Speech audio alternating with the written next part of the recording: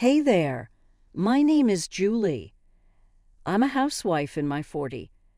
Recently, I remarried. My husband's name is Mark. He's 2 years older than me. He was a tenant in the apartment I owned. As I cleaned the apartments, he would say thank you. Gradually, we started making small talk, and it developed into a relationship. I thought you were just a cleaner. I'm already in my 40s. I wasn't stylish just tying back my black hair, so it wasn't surprising I was thought of that way. I was really surprised when I found out you were the landlord. Mark worked while also doing investments as a hobby, and before he knew it, he had missed his chance to get married. I also had a fondness for investments, and we hit it off. It naturally led to marriage. Mark always praised everything about my investments, saying amazing. Not only that, but when I made a simple meal, he would be thrilled, saying delicious. And if I massaged his shoulders, he would look blissfully happy, as if melting away. He's older, but somehow childlike, a pure man. I wasn't of an age to wear a bridal dress a second time, so I felt bad for Mark, who was marrying for the first time. But we didn't have a wedding. Instead, our new home was in a high-rise condo, as Mark had wished. Wow, what a view! Although it was just on the 5th floor of the high-rise, Mark was dazzled by the view of the city. It's so luxurious for just the two of us. So much bigger than my old apartment. He was excited. I had no idea his honest nature would take a complete 180 degrees turn. It started when we invited Mark's colleague to our home. Wow, amazing! Sam stood in the middle of the room, agape. This is your place. It's like a hotel. I've never stayed in such an amazing hotel. Surprise. It's really amazing, right? Mark said, proud as he urged Sam to sit cautiously on the leather sofa. Oh, this is for you, Sam said, handing Mark a cake. Oh, Mark said with a confused smile, thanks. This is the $30 cake they sell near the supermarket, right? There was no need for Mark to say it in such a sarcastic way. Sam shrank back, looking uncomfortable. Thank you for the cake. I really love it. Trying to change the mood, I cheerfully offered Sam a cup of coffee. No worries, Sam took a sip of the coffee, looking relieved. Until now, Mark never joined for drinks, and his lunch was always half-priced meals. He wouldn't even buy a bottle of water. He was really tight with money. So when he suddenly got married and moved into a high-rise condo, I couldn't believe it. Man, you're amazing. Well, yeah, Mark said, lifting his chin and puffing out his chest. Who are those guys who said I'd never get married, huh?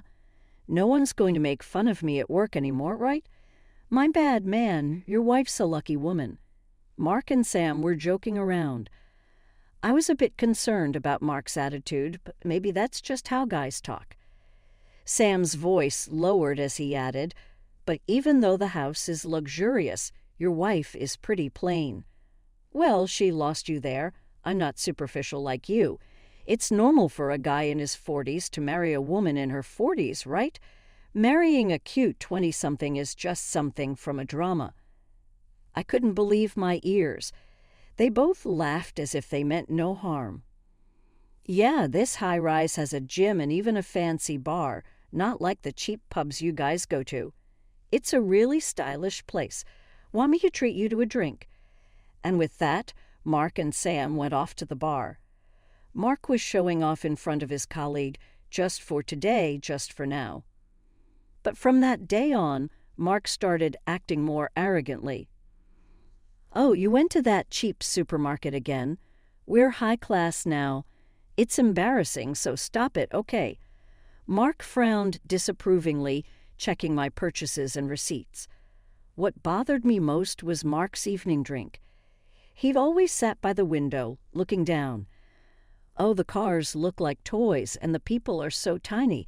They don't know they're being looked down upon as they work down there. Mark had completely changed. It felt like a distant memory when we used to buy discounted vegetables at a cheap supermarket and cook together. I was starting to feel uneasy about Mark. Then one day I felt something unfamiliar when I came home. I swallowed hard. Could it be that Mark brought another woman home? I listened carefully and heard laughter from a man and a woman in the living room. My palms were sweaty, even though it wasn't hot. I tiptoed down the hallway, creeping like a burglar, peeking into the living room. The curly-haired woman noticed me and raised her hand. "Oh, Julie, welcome back." "Emily." My tension immediately dissipated. It was Mark having drinks with my sister, Emily. But then why? I hadn't told Mom about the new place, though I did inform her of the marriage. Emily probably heard about the marriage from Mom, but I never expected her to just show up. "You could have told me you were married now. I am your big sis after all. Let me celebrate your marriage at least." Emily, already drunk, leaned on Mark's shoulder. Apparently, Mark had told my mom about our new place during the wedding greetings. I really didn't want to. I had even told Mark beforehand that my relationship with my family wasn't great. But of course, if your spouse's mother asks where you're living, you'd naturally answer. However, my mom's question wasn't just small talk. She probably just wanted something to look down on me for. They must have laughed behind my back, thinking the story of us living in a high-rise was a big lie. "Wow, I'm surprised. I can't believe you actually live in a high-rise. It's so luxurious and spacious. Totally different from our old family home." "Well, yeah, this is high-rise quality. Lucky you, Julie. I'm so jealous." All the while, Emily was touching Mark's arm and thigh excessively. Mark's face lit up with every touch. Julie really moved up in the world from being a fast food wife, Mark. Looking smug, Mark suddenly tilted his head. "Oh, Mark, didn't you know? Julie's ex-husband used to work at a fast food place. She used to go there a lot. It's kind of funny, meeting like that when you're not in high school, right?" "A fast food place, huh? I can't believe you married a guy with such a high schooler job. Your ex-husband was like a freeloader, wasn't he?" "Totally, Mom and I were so worried. We were against the marriage, but you are all I love him. I'm going to marry him like some tragic heroine. You just went off and married without telling anyone." Emily and Mark laughed heartily as they drank their beer. Hearing them mock my ex-husband Joshua made my head feel like it was being squeezed. I wanted to stop the conversation right away, but I couldn't move. Then, after about 5 or 6 years of marriage, your husband suddenly passed away, straight to heaven. Poor Julie, really, you didn't listen to our advice, married some weird guy, and look what happened. At that moment, I raised my right hand high. Emily screamed, snapping me back to reality.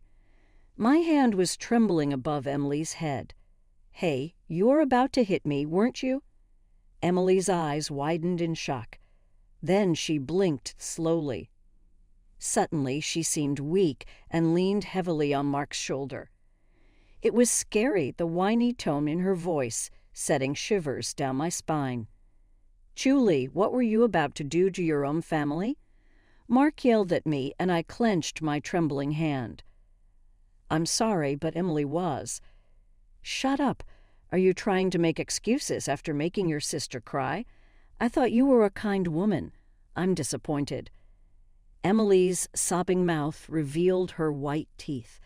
Her overly red lips, certainly laughing, were visible. Mark gently stroked her stiff, curly hair, oblivious to her laughter, enveloping her in kindness. But they were speaking ill of Joshua. "What? Do you still have feelings for your ex-husband?" Mark wouldn't listen to me. That was the moment a complete rift formed between us. It's always been like this. My family looks down on me and makes me a laughingstock. That's why I wanted to keep my distance. Ever since we were young, everyone favored Emily for her good looks, including Mom and our late father.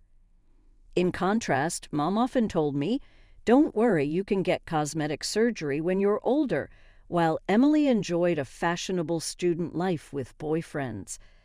I devoted myself to studying. I did it because Mom praised me when I scored 100 on tests. But after a while, 100 became the expected score, and I get scolded for missing even 1 point. Julie's studying hard. That's great. I'm so proud of my smart sister. She's studying for her future cosmetic surgery costs, you know. I even brag about it to my friends. Emily, not academically inclined but glamorous, often ridiculed me. Do I still have to be laughed at by my family even as an adult? Not even allowed to defend my late husband Joshua. Worse, Mark joined in the laughter and blamed me. It was unbearable. A week has passed since then, and our relationship remains strained. Mark, who loved living in the high-rise, has been coming home late. He must not want to see me. Mark avoids our bedroom and listlessly retreats to another room in this spacious house. We hardly feel each other's presence. It feels like the emotional distance is growing. I can't let this continue. With that resolve, the next day I bravely approached Mark when he returned from work. "Mark, it's cold today. Would you like to have a stew together?" Mark, about to head to his room, glanced briefly at the dining table. Steam rose from the earthenware pot, filling the air with a gentle broth aroma. His response was cold. "I don't want to eat something so common. If you want to cheer me up, you should serve caviar or something." Mark, who'd never even eaten those things, shrugged in disgust. Then he looked me up and down, letting out a big sigh. "Huh. Not you. My mistake." With that, Mark disappeared into his room. Mistake. The meaning of those words would soon become painfully clear. Welcome home. One day, when I got home, Emily greeted me at the entrance. She was unusually cheerful, smiling broadly. Behind her, Mark was grinning, scratching his head. Emily and Mark looked happy, embarrassed as if they had something to say but couldn't quite start. "What's going on? Were you guys drinking and badmouthing me and Joshua again?" "No, that's just your paranoia. As I tried to enter my room, Emily said, 'Oh, wait, sorry, but could you not enter this house anymore?'" What? Mistake. The meaning of those words would soon become painfully clear. Welcome home. One day, when I got home, Emily greeted me at the entrance. She was unusually cheerful, smiling broadly. Behind her, Mark was grinning, scratching his head. Emily and Mark looked happy, embarrassed as if they had something to say but couldn't quite start. "What's going on? Were you guys drinking and badmouthing me and Joshua again?" "No, that's just your paranoia. As I tried to enter my room, Emily said, 'Oh, wait, sorry, but could you not enter this house anymore?'" What? Well, you know right, Mark. "Yeah, Emily, you say it." Emily and Mark were like a shy new couple. "Well, you see, we've fallen in love with each other." Huh. In response to Emily's foot-stomping excitement, I could only offer a deflated reply. "Emily is not a high school girl. No way." "Oh, too bad. Then let's just buy or rent one." "Emily, I'm counting on you." Their earlier brightness vanished, replaced by puzzled expressions. "Hey, I've been a bit confused since earlier, but what do you mean by my house is owned by Julie? Is this place really Julie's home?" Emily asked with a strange smile. "Yeah, sort of. Julie, of all people, is so cheeky. You studied hard to get cosmetic surgery, but in the end, you bought a high-rise instead of spending money on surgery." "No, that's not it." "I get it. It's a loan, right? With a loan, you can buy anything expensive, so that's the trick. Don't scare me like that." Emily convinced herself and nodded with crossed arms. "But you can't beat Mark, right? He owns a few apartments on the second and third floors of this high-rise, and he has lots of other lands and apartments." Julie, you're out of his league. Mark looked away guiltily, closing his mouth. But those are mine too. After all, I own this entire high-rise. Huh? But Mark said they were his. Emily's pleading gaze turned to Mark. Emily, I expected a confident Mark, but the real Mark's face was pale and contorted. Mark, Julie is lying, right? Well, that it's like ours as a married couple. Mark mumbled, and I clarified for him. It seems Mark bragged to Emily about properties in my name as if they were his own. Pathetic man. No, that's a lie. The one who lied is Mark. Emily collapsed on the spot, shocked. Julie, of all people, this is a lie. An uneasy Mark with a strange smile apologized. Sorry. His straightforward apology didn't seem to reach the dazed Emily. Unable to stand the heavy atmosphere, Mark started to laugh nervously. Sorry, I don't own anything, but my feelings for Emily are real. I'll always support Emily by her side. Mark, Emily's cheeks turned slightly red. Love over money. No way, that can't be true. So, Emily, how much do you own? Own what? Like land or condo. Huh. I don't own anything like that. Emily and Mark looked confused, raising and lowering their eyebrows with pitiful faces.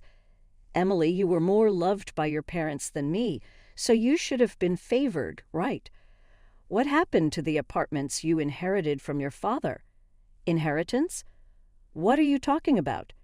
Don't tell me you lost all the apartments you received. Emily screamed and they both fell silent. They made funny faces at each other, opening their eyes wide, closing their lips, and baring their teeth as if in a staring contest. I lost this staring contest. Mark, you misunderstood. I do own many places and lands, but it's indeed from inheritance, not from studying hard. You can't buy 1 or 2 high-rises just by studying. But the inheritance wasn't from my father. Emily looked baffled for a moment, but then burst into laughter. Joshua, the fast food guy? Yeah, but not a part-timer. I had explained this to my family when I decided to marry Joshua. It's true we met at a fast food place, but Joshua was not an employee there.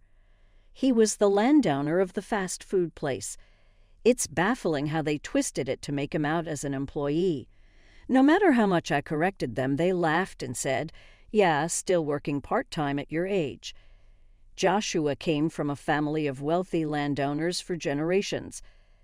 I explained, causing Emily's eyes to nearly pop out.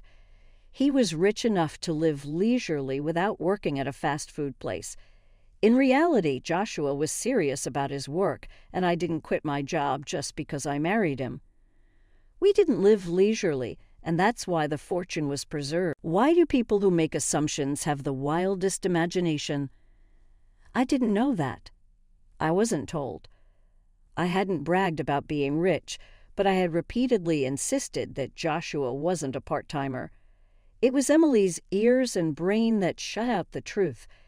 Julie, of all people. Rich Julie owning a high-rise? Unacceptable. Some people need straightforward talk, no sugarcoating. Sorry, but I happen to own real estate worth 380 billion yen. Me, lower than Emily, living comfortably above Emily. Emily, for some reason, covered her head with both hands and slumped to the floor. No words came out, but tears of frustration overflowed. I walked to the window and looked outside. Want to see the view, Mark? It's quite different from the 5th floor. A view you'll never see again in your life, so take a good look. Mark staggered over to me and unbelievably put his arm around my shoulder. Sorry, my bad. I was swayed by Emily because she seemed to have a lot of money. Think about it. Would I really like someone flashy like Emily? Mark turned his gaze to the vast view outside the large window. People look like toys. No, they're just trash. I gently placed my hand over Mark's on my shoulder. Then Mark grasped my hand and smiled tenderly. "Julie, I love you." "Mark, I don't love you." "Huh." I roughly shook off Mark's hand. A man who cheats on his newlywed wife for an affair is indeed trash. By the way, the divorce papers you unilaterally handed me that day have already been submitted. Enjoyed the top floor view? Trash should return to its place. Time to go back down. With that, Mark, making his most handsome face, froze solid. Later. Emily and Mark continued to live on the 5th floor of the high-rise. Considering how much Mark ridiculed Emily, they were obviously not living happily ever after. They just refused to give up their place. One day, they were clearly lying in wait for me at the entrance. Spotting me, they clumsily rushed over. "Julie, finally found you. Hey, what's this about?" I didn't need to see the paper they showed to know what it was about. "It's the rent bill. It's written in English, so you can read it, right?" "Why? You're trying to take money from us?" "Of course. Why would you think you can live here for free?" Calmly answering, Emily approached. "That's cold. We're family, right? You can kick out this trash man, but I, as a family, have the right to live here for free." "No. Forgot what you did? Stealing your sister's husband, breaking up a family, and you talk about family? I have no family." Emily weakly muttered, "Julie, I was jealous of happy Julie. Really, I'm in big trouble." Emily burst into tears, her voice breaking as she recounted her hardships. "My ex was generous, even though he was just a part-timer. When I asked, he was smart with credit cards, you know. With revolving credit, you can spend $2,000 one month and pay only $200 the next. It's a good deal, right?" But then Emily sniffled in frustration. Before I knew it, I was paying for my ex's shopping too, and when I reached my credit limit, he dumped me. Don't you think that's sad? I'm broke, and now you want me to keep living in this high-rise? And she was planning to introduce this ex to me? Yes, he dumped me, but it's okay. You still have Mark, right? Maybe your ex and Mark are similar, both equally worthless. I heard Mark was into investing, but he only ever asked about my affairs and never shared details. Well, it makes sense. He couldn't say he was blowing most of his salary on betting on horses. Just because you have money doesn't mean you dress flashy. Joshua and I never wasted money and were very modest. I thought Mark was the same before we got married. He didn't talk much about himself, seemed humble and kind. I was mistaken. When things were strange between Mark and me, I almost fainted when I found a pocket full of betting tickets. Enjoy your life with the Mark you stole from me. Oh, and by the way, the rent is due tomorrow. Don't forget to pay it. That's impossible. If you can't pay, you'll have to leave. Despite my logical response, Emily wailed, but we're family, and Mark, professing his love for me, clung to my feet. This high-rise felt more like a daycare than a luxury apartment. It wasn't my job to discipline these brats. Eventually, Emily and Mark couldn't keep living in the high-rise and had to leave. I've moved out too, so I don't have to worry about being ambushed by them anymore. The top floor of the high-rise was lovely, but it just didn't feel like me. What a nice view today. I leaned over the balcony on the 2nd floor. Before me, the sea stretched out as far as the eye could see. My previous urban life felt like being swallowed by a sea of dark buildings. Now, living away from the city, I've changed both my home and my job, starting a new life. The neighbors share their vegetables and seafood with me. There's a senior colleague at work I get along with. Life doesn't always need parents, siblings, or a spouse.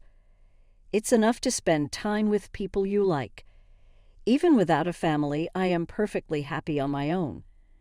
Joshua loved the sea too, I remember.